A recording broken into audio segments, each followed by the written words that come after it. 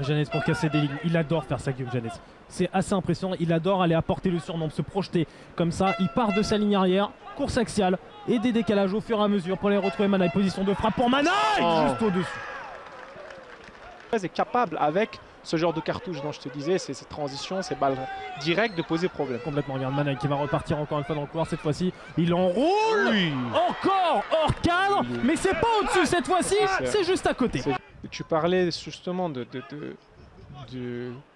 d'exploiter le fait que cette équipe de Paris 13 Atlético coulisse beaucoup de manière latérale et n'agresse pas beaucoup de manière verticale. Attention, il peut y avoir une perte de balle. Ouais, attention, ballon piqué justement. Elle est là la perte de balle. Elle est là la perte de balle avec Maxime Etienne qui a voulu jouer le retrait sur Maxime Patier.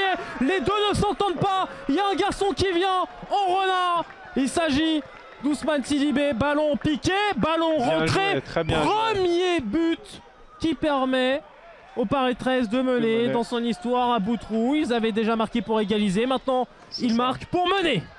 Pour nous. Et on est un peu recroquevillé dans cette tente qui fait un peu VAR, mais c'est pas la VAR, c'est autre chose à l'intérieur.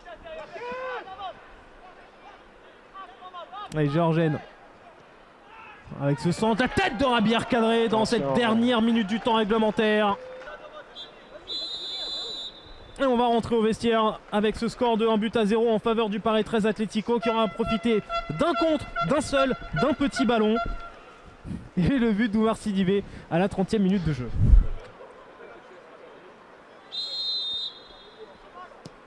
Et un coup d'envoi qui va être tenté direct à côté du but de Patier. Voilà comment attaquer une seconde période de manière audacieuse. C'est le coup d'envoi direct qui a été tenté par les Parisiens.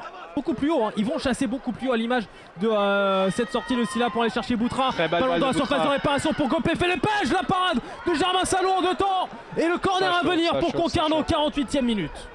C'est pas facile parce que cette équipe de Paris 13 Atlético sait à quoi elle joue et elle adore en fait ces scénarios-là. Manaï toujours, Gopé Félépège pour insister, retrouver Boutra, la frappe enchaînée à côté de la cage de Germain Salou. Allez, c'est chassé et là, dans sa position favorite. On part sur une configuration à l'envers. C'est Concarneau qui va jouer la transition, le jeu rapide vers l'avant avec Amine Boutra qui ne prend pas le cadre. Que c'était chaud à la 70e minute, Stéphane Lemillan applaudit l'initiative, même si ça ne paye pas encore.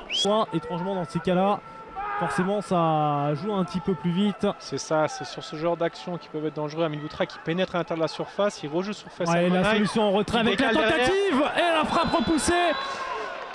Directement au corner, la frappe de Tom Lebeau à la 76e minute, qui va dans les espaces, qui accélère.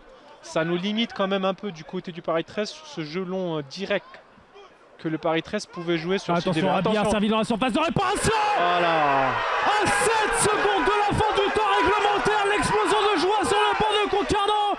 La joie contenue d'Antoine Rabillard. Mais à 7 secondes de la fin du temps réglementaire et du début du temps additionnel annoncé le 5 minutes, Concarneau égalise avec Rabillard.